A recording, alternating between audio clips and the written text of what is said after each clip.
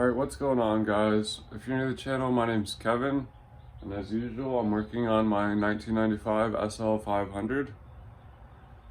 So I'm not sure where I left off, so I'm doing this intro.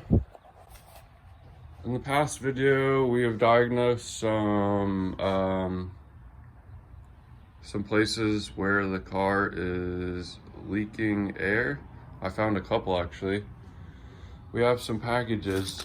This one's been sitting for a while, and here we have this little gasket and this boot, which is, it says it's made in Germany, so it's probably pretty good.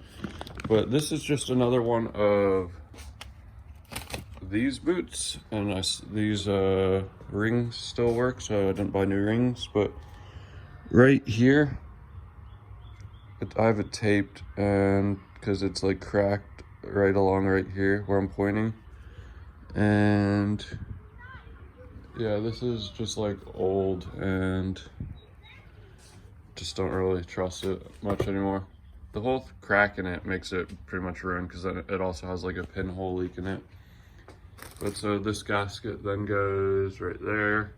But so this is what I was waiting on mainly. This is, oh, and by the way, this is the parts. Those are the part numbers. So then we have this part right here. This is another gasket. This gasket's metal though. That gasket over there is, this one's rubber, and the other one is like, I don't know, plasticky or something, but this one's metal. And this one goes, hopefully it matches up perfect, but it should go right there with the this thingamajang on top. I'm gonna test this one more time. I've cleaned it once. It's fairly clean. This is fairly clean as well. It was crusted. Okay, so lights on. I don't even understand how this thing works. There was carbon and stuff right here. This is actually really smooth now. I got it pretty freaking clean. I can still feel something right there. The bad part was right there. That was hard to clean. I didn't want to clean up well. But I guess this goes to the exhaust, and then this goes to the intake. And for the most part, you know, yeah, you can see off to the, it goes off to the left right here. Right there. And then that goes that way. So yeah, this is the gasket that I think could save the whole car.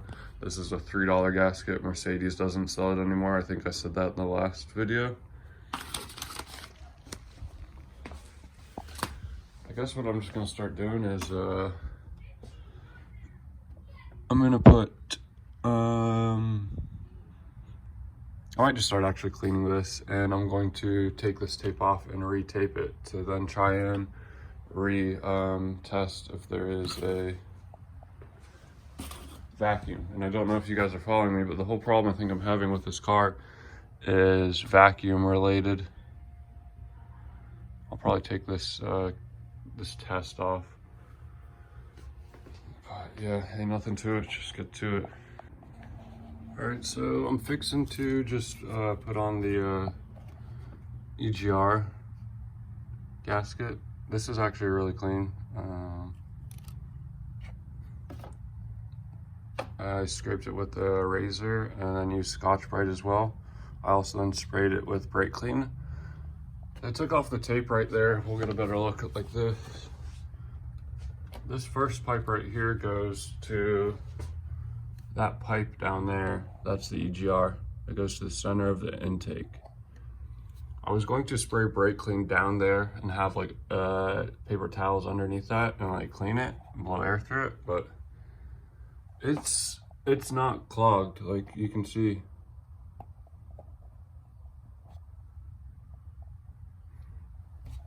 So I'm not gonna mess with it actually. It's not gonna make a difference at all.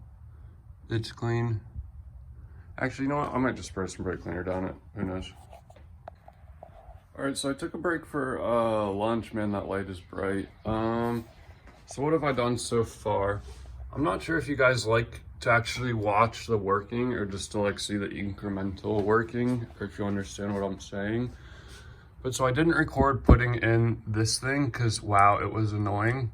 But I also didn't record, I put a clamp on down there. So on this thing, there's now a clamp, which it didn't have before. It never actually had a clamp while I've owned the car. Also, the new gasket is down there. That's why these screwdrivers are holding it in place, kinda. Gasket is kinda lined up as good as it can be. Wow, it was honestly very difficult. I got this thing in and then realized that the thing that's not pinned on yet, this thing,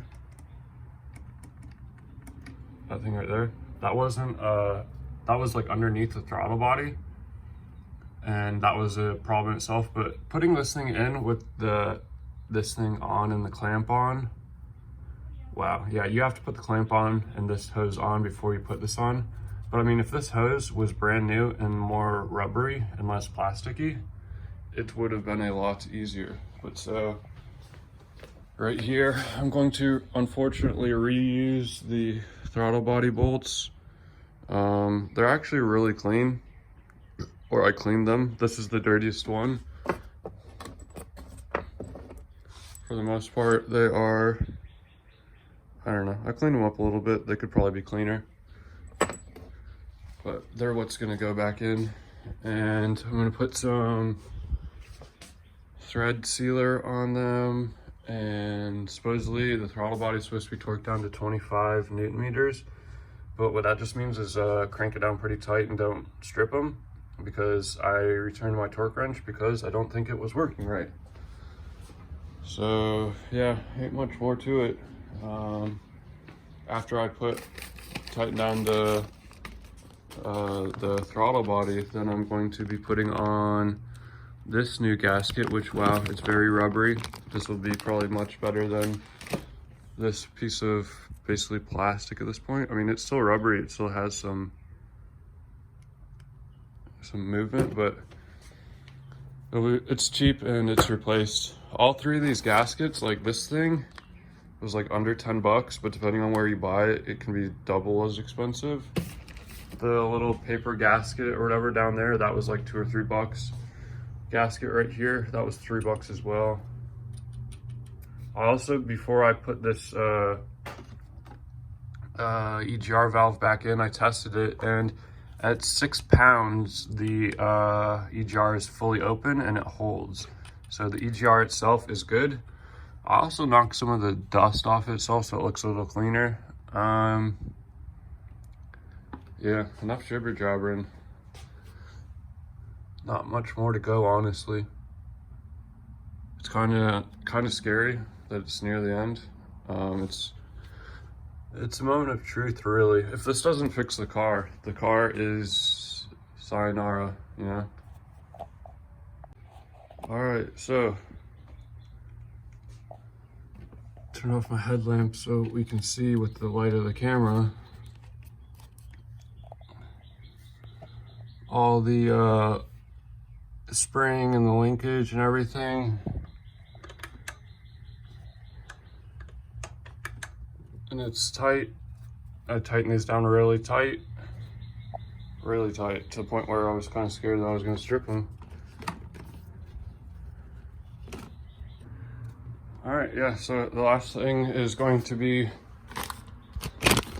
putting on this gasket, and I forget what company I even bought this from. So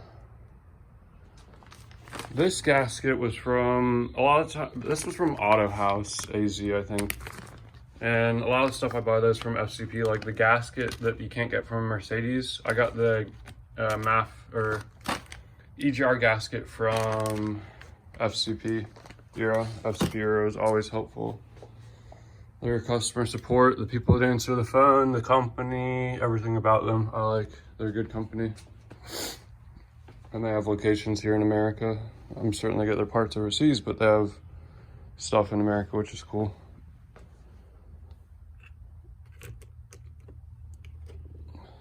Problem with, I know this isn't a how-to or anything, but people say to put some sealer on the gasket below this so it doesn't move around.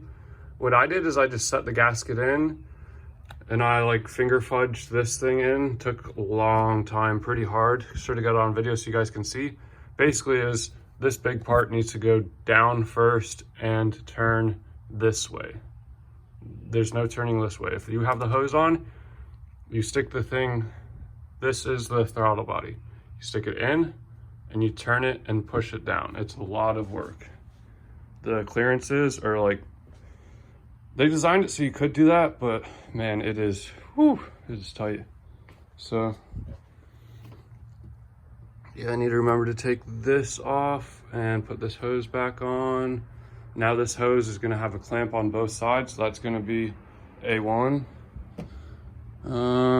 Yeah, I'm actually really confident in this. I'm really confident in my work. I'm confident in the gaskets, the clamps I've put on, that new gasket.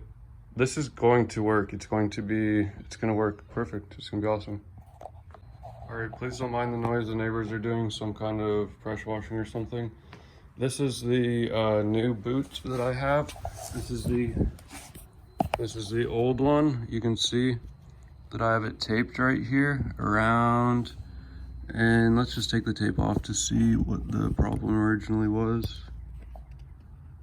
It might be the same video, so you might not really might already know.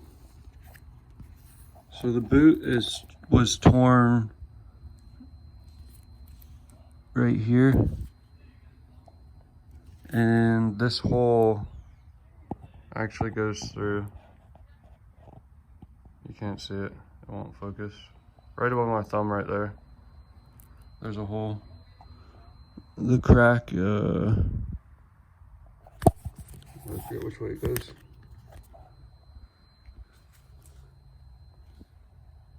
So the crack wasn't even that bad, and or tightening it down mega tight kind of fixed it, but that hole goes through to the other side, and yeah, it's just not good. And this is, you can feel it's about to like crack. It's on its last ball sack. This thing, like these, oh well, I shouldn't probably bend those. Very soft, brand new rubber.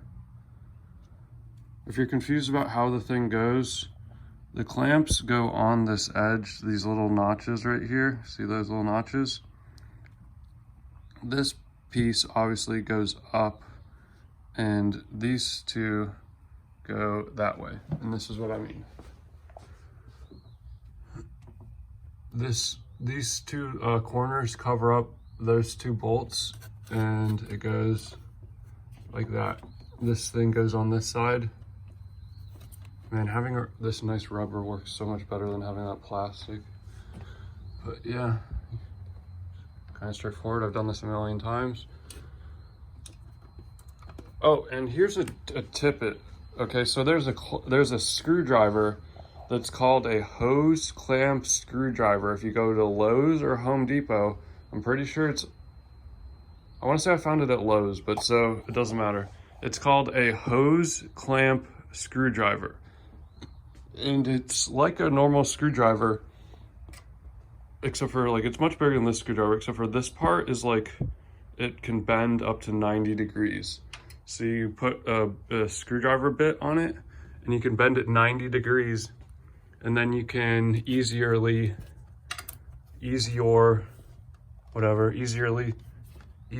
get to those clamps. These need to be tight or it's gonna leak. But you can also turn them a little bit so you can get to them easier. But the hose clamp screwdriver, 20 bucks, Lowe's or Home Depot. I didn't buy one because it's not that useful to me. But a while ago, I went to a whole bunch of different stores. It's not in the screwdriver aisle, okay? It's on the aisle with the clamps.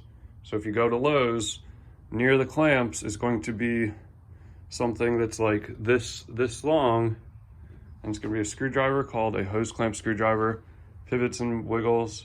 That's what you need for this, but I'm not going to use it. All right, so I used some of this MAF sensor cleaner. Don't use anything else but MAF sensor cleaner on your mass airflow sensor.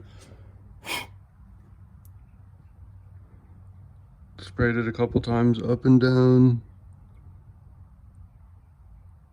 It's as clean as it's gonna get. Alright, so it's kind of like moment of, alright, so it's kind of make it or break it right now. So far I haven't remembered I forgot anything. Everything looks to be plugged in. Not that you can see in this darkness anyways, but I also, before we even started recording right now, I deleted the codes and there was no stored codes except for some stupid like right or left window thingamajang. Unrelated. It's because I unplugged the battery. Battery's plugged in. I did that, then I did the codes, no codes. Kind of interesting. Car's gonna start, it's reading no codes. We have EGR valve gasket replaced, throttle body gasket replaced, and the gasket in between, or the rubber coupler type thing that's in between the throttle body and the mass airflow sensor in the center right here, that's also been replaced. What is it, if it's even here anymore? Just not here. Okay. This thing was replaced, like I just said. I put a clamp on the thingamajang that goes over, 2 clamps right here. Patched that thing. There's a lot that's been fixed that cost not really much money at all, and could have been the only problems to the car. So not much else to do other than get in the car and start it, see what happens.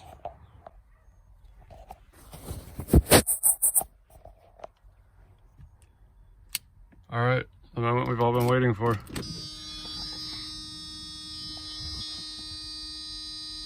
So much time and wait and anxiety and do you think it's gonna start first time perfect? If anything, it should run the best it's ever run right now. Oh my goodness. Wow.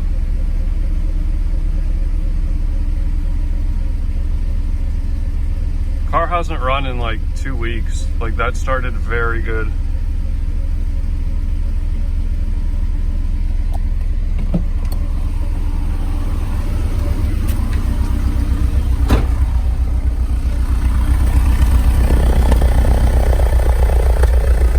Exhaust seems totally different.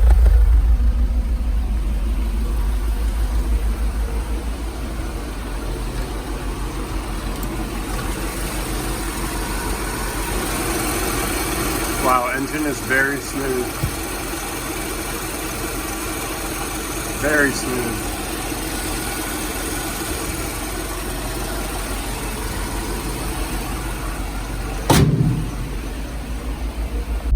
Alright, so is the car fixed?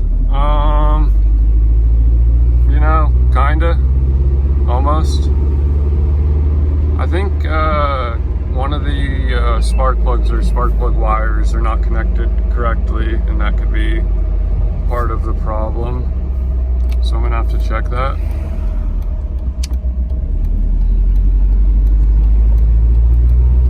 For the most part though, this thing is running much better. You can kind of get on it like whenever you want. I mean, I am in lower gear, but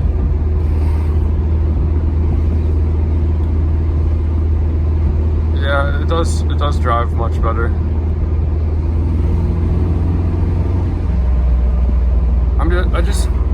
Honestly, I haven't driven SL500 that's in, or not fast. I mean, I've driven one, but not like flooring it and stuff to see how it actually performs and how it behaves. So I don't actually know exactly, but for the most part, this thing's running good. I'm gonna obviously look into the spark plug wires, and I'm gonna also look into the alignment and other things. That's gonna be it. Alright, so in recording this video, it is now months later. The video was recorded in January. We're in June right now. I realized there's no outro to this video. I was pretty bummed because I thought this would fix the car, but really there was a wiring problem. In the other video, we discovered that that wire right there was bad. That one right there, that's the different one. And I made a whole video about it. I should have the thing in the top, like as a video suggestion or whatever. But so months later, the valve cover, is it focusing? It's clean.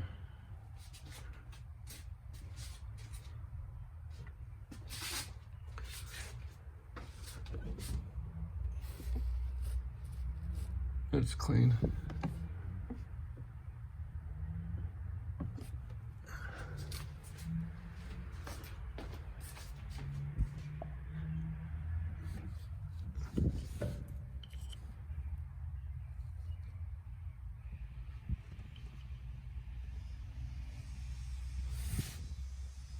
Clean all the way around. So yeah, that wasn't too hard. It took me that day, it took me most of the day because I was really nitpicky about it. But yeah, thank you for watching.